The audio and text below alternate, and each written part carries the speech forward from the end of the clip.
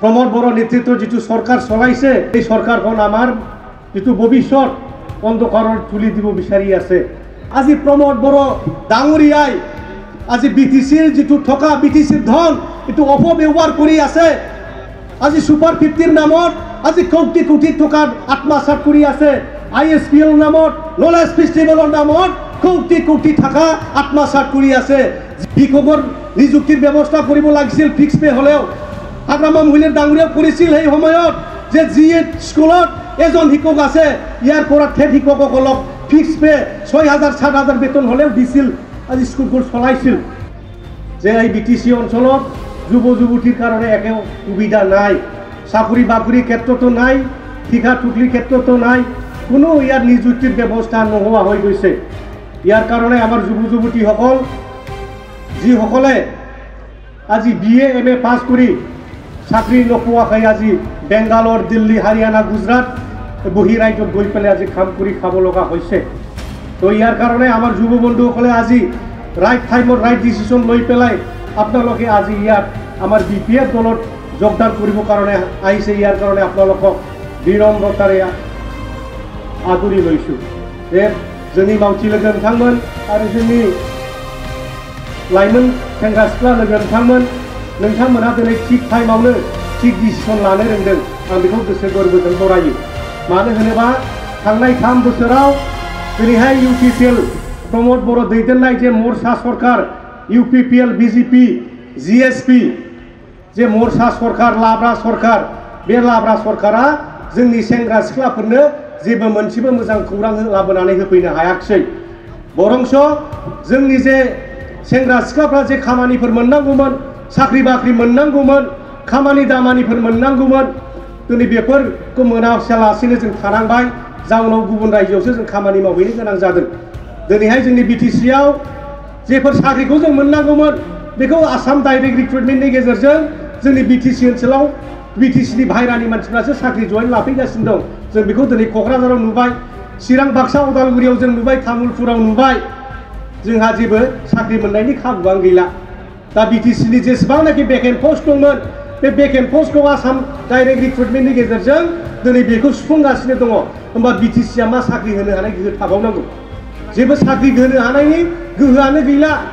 नाथाय हाग्रामा महिलारि सारनि दिनावहाय 17 बोसोराव खमैबो 35,000 जननि बारा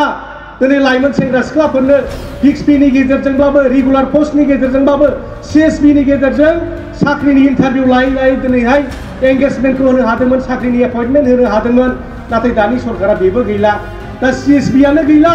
दा माजों साख्रिनि इन्टारभिउ खुंनानै माजों साख्रि होबावनो? दा मा खालामदों प्रमोद बर'आ? दाख्लि 95 पस्ट जेखौ जोंनि महिलारि सारा एपइन्टमेन्ट होनानै गालांखानाय CSPनि इन्टारभिउनि गेजेरजों बेखौसो दिनै रेगुलाराइज खालामदों। बेखौनो दिनै 100टा साख्रि होनायनि नामाव 90टा साख्रि होनायनि नामाव 1000 बार दामबाय थायो, 1000 बार दिनै बुंनानै लाबाय थायो। जों साख्रि होगासिनो दङ आरो होबावगोन होनना बुंबाय थायो। बोसोरफ्रोमबो बुङो जे फैबाय थानाय जुन जुलाइ मासाव साख्रिनि एडभार्टाइजमेन्ट होनाय जासिगोन, अक्ट'बर मासाव होनाय जासिगोन। नाथाय बे जुन जुलाइ अक्ट'बरा बोसोरथाम बोसोरब्रै दिनै ओरैनो ओंखारलांगासिनो दङ। नाथाय खेबसेबो दिनै अक्ट'बर जुन जुलाइ मासाव एडभार्टाइजमेन्टखौनो होनाय नङा। दा बिनिफ्राय जों मा मिथिनो मोनो जे दिनै प्रमोद बर'नि सरकारा मोनसे थगायसुला सरकार। दिनै जे मुला देरगोनखौ जेरै बिलाइ गांनैयाव सिनायो होननाय बादि दिनै बिथाङाबो दिनै बे बोसोरथाम रायजो खुंनायावनो बिथाङा जे माबादि रायजो खुंलांबावगोन, जोंनि सेंग्रा सिख्लानि जिबनफोरखौ माबादि दैदेनलांबावगोन, जोंनि गथ' गथायनि भबिष्यतआ मा जाजोबगोन बेखौ दिनै बुजिनो हायै जेबो गैला। आरो बिटिसिनि गोहोफ्रा मोनसेनिफ्राय मोनसे दिनै आसाम गभर्नमेन्टनि आखायाव थांफिनगासिनो दङ। जायनि थाखाय दिनै बिथांनि बे रायजो खुंनायखौ नायनो हायैनि, रायजो खुंनाया दिनै जोंनि बिटिसिनि गोहो बे पावार फांसनखौ लांजेननाय बिटिसिनि सेंग्रा सिख्लाफोरनि जे भबिष्यतखौ धंस खालामनो नागिरनाय बेखौ नुनानै थानो हायैनि जोंनि मानाव गेदेर हाग्रामा महिलारि सारा 2023 सननि 2023 सननि 10 फेब्रुआरियाव मोनसे घोषणा खालामदों। 2023 नि 10 फेब्रुआरियाव जे जोङो एबाराव मोनसे मिशन लानांसिगोन। बे मिशनानो जाबाय प्रमोद बर' हाथाव बिटिसि बासाव। प्रमोद बर' हाथाव बिटिसि बासाव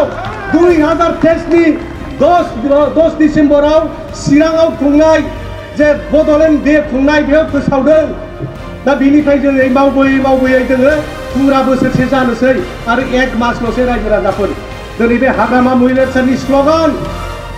बिटिसि बासाव प्रमद बर' हाथाव बेवहाय दिनै रोजा रोजा सुबुंफोर बाहागो लादों दिनै बे हाजार जगदान जादों मोनफ्रोमबो ब्लक कमिटियाव 1500 2000 3000 5000 बेबादि जयेन जानानै दिनै हाग्रामा महिलारि सारखौ दिनै मदद होनो ओंखारबोदों आरो दिनै लैहोर जोंनि लाइमोन सेंग्रा सिख्लाफोर जायफ्रा BA पास जानानै थाबाय जायफ्रा कलेज फरायगासिनो दङ जायफ्रा देग्लायनि भटार लिस्टआव नाम गाखोजेनबाय बिथांमोनाबो दिनैहाय गोसो दुंगाखांनानै गाव गावनि भबिष्यतखौ साननानै दिनैहाय गाव गावनि भबिष्यतखौ जों दालांनांगौनि थाखाय जोंनि भबिष्यतखौ सोरबा प्रमद बर' बादिनि आखायाव सोरबा राकेश ब्रह्ममोन बादि आखायाव फेरेंगा गोविंद बसुमतारीमोननि आखायाव जों थिका होनो हाला टेन्डार होनो हाला बेखौ डिसिसन लानानै दिनै क'क्राझार चिराङाव थानाय दिनै बाथौ खेराइ रिजर्टआव दिनै हाजार दिनै लाइमोन सेंग्रा सिख्लाफ्रा दिनै जगदान जादों रायजो राजाफोर आरो दिनै नोंथांमोननि बे मुसलपुर जिल्लायावबो सालबारि आरो दिनै मुसलपुर जिल्ला मोननै जिल्लाजों दिनै लोगो नांनानै खमैयाव हयथ' 700-800 जन मानसिफोर दिनै जयेन जानो फैदों बेनो मोनसे फोरमान जे जोङो प्रमद बर' हाथाव बिटिसि बासाव बे मिशनखौ जों साक्सेस खालामनो हासिगोन जों साक्सेस खालामनो हासिगोन बेनिखायनो आं दिनै बुंनो लुबैदों रायजो राजाफोर देग्लायनि 2024आ BPF दलनि थाखाय मोनसे जय जात्रा जाथों नङा होमबा जय जात्रा जाथों आरो बेखौ दिनै जों फोसावनो लुबैदों जे year of victory year of successful of BPF जानांगौ बे बोसोरा नङा होमबा जानांगौना जानाङा হব লাগে না নাই 2024 তো BPOর কারণে year of victory year of successful হব লাগে ইয়ার কারণে আপোনালোকে আজি যোগদান কৰিবৰ কাৰণে আহিছে আপোনালোকে কাম কৰিব লাগিব BPF জয়েন কৰি আৰু আপোনালোকে কাম কৰিব লাগিব আৰু আপোনালোকৰ যিমান আছে ঘৰত ফ্যামিলি মেম্বার্স আছে আপনার বান্ধব বন্ধুবী আছে একেসকলক আপোনালোকে লৈ আহিব লাগিব যাতে আমি 2024 এই কোকৰাঝাৰ লোকসভা সমষ্টিৰ পৰা আমাৰ BPFৰ প্ৰাৰ্থী যিয়ে নহওক তাক বিপুল ভোটত আমি যাতে জিকাই দিব পাৰো ইয়াৰ কাৰণে আপোনালোকে ইয়াৰ পৰা সংকল্প লৈ যাওক আজিৰ পৰা সংকল্প লৈ যাওক जों हानांगोन नङा होमबा जों समायखिरा लानानै थांनो हानांगोन जोंनि बिनानावफोर जोंनि फंबायफोर जोङो 2024आव जोंनि देरहासारनायनि जे आगान सुरजेननाय देरहासारनायनि जे मोनसे आराम्भनि बेखौ नोंथांमोनानो जागायनांगोन मालाय राजनीतिक देवफ्रा जेखि बुङा मानो बे भटार लिस्ट गैयैफोरखौ बे एबसुनि डिफेन्ड मोना बुंबाय थादों बे हाग्रामा महिलारि सारा भटार गैयै मानसिफोरखौ लानानै राजनीति खालामदों माबा माबि होननानै दिनै सानफ्रोमबो मिथिं बखिगासिनो दङ बेखौ लानानै जों जेबो फाजाया 18 बोसोर जाबानो भट होनो मोनखायो बेहा डिसिसन लानो गोहो जाबाय मिच्युरिटि जाबाय बियो गावनि मोजां गाज्रिखौ साननो हाबाय ओंखायनो 18 बोसोरनिफ्रायनो भट होनायनि मोन्थाय हाबा लानो हानायनि मोन्थाय दिनै संबिधाना होदों बे संबिधानखौ दहाय होनानैसो जोंबो BPF दोलोआ दिनै लाइमोन सेंग्रा सिख्लाफोरखौ जोंनि सेंग्रा सिख्लाफोरखौ जों BPFआव सोनानै लादों रायजो राजाफोर बे दिफेन बर' मोना बे खनिन बसुमतारी मोना जेखि बुङा मानो बेखौ खर' फाजानो नाङा लाइमोन सेंग्रा सिख्लानि नामाव कौटि थाखा दिनै मनक लागासिनो दङ बिथांमोनहा दिनैहाय ISPL खुंनायनि नामाव कौटि थाखा लुथिनानै जादों इडुकेसन डिपार्टमेन्टनि फैसाखौ बाहायजोबदों नलेज फेस्टिभेल बाहायदों थाखाफ्रा ओरैनो दैयाव थांदों दाख्लै बे थांनाय बोसोराव ISPL फाथिनायनि नामाव ओंखाम जाहोनायनि नामावनो 98 लाख 1 कौटिफ्रा ओंखाम जाहोदों आरो मालाय 1 कौटि सासे मानसिनो 800 थाखा कुरिया ओंखाम जाहोबाबो 10 दिन ओंखाम जाहोनायाव बेसे बुरजा थाखा थाङा 10,000 जन मानसिखौ दैलि ओंखाम जानाय देखायदोंनो 10,000 जन मानसिखौ दैलि ओंखाम जाहोनाय देखायदों 800 थाखा कुरिया 92 लाख बेबादि ओंखाम जानायाव बाहायदों आरो मालाय दा बेबादि आरो बे फैसाया मानिमोन गासिबो एडुकेसन डिपार्टमेन्टनिमोन बे उदालगुरिनि दिफेन बर' हार्डवेयर माबा एन्टारप्राइज दंनो बिनि नामाव कौटि थाखा बख'नानै जाबाय सोरनिथाय एबसुनि प्रेसिडेन्टनि एन्टारप्राइज ना सोरनिथाय दिफेन बर' एन्टारप्राइज लिरनाय दं RTI जों मोनजोब्बाय दिपेन बर' हार्डवेयर इन्टारप्राइज होननाय दङ मोनसे बिनि नामाव बै माबानिफ्राय फैनाय रेफारि सुग्राफोर खेला गेलेग्रा थाफैग्रा बिसोरखौ हटेलाव दोननायनि नामाव 3 कोटी थाखा बख'नानै जादों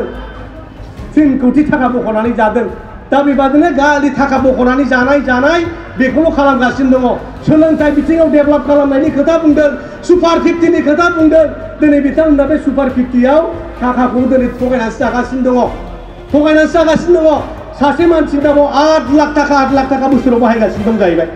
किन्तु हाग्रामा महिलारि सारनि दिनाव मा खालामदों सासे मानसिया जुदि आईएएस कचिं लायोबा बिनि नामाव 3 लाख थाखा हरनाय जादोंमोन बे 3 लाख थाखा हरनाया बोरै हरनाय जादों जे बेवहाय दिल्लीयाव न' भारा लानानै थायोब्ला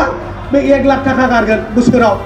आरो बे 2 लाखा थांलाय फैलाय खरस लेखा बायनाय फरायनायनि थाखाय बिनि बेबस्था खालामना होदोंमोन दिनैनि तारिखाव जिनिसनि दाम बारायदों माइरंनि दाम बारायदों दालि संख्रिनि दाम बारायदों बेबादिखौ जुदि हिसाब लायोबा 5 लाखजोंनो जानांगौमोन नाथाय जुदि हिसाब खालामो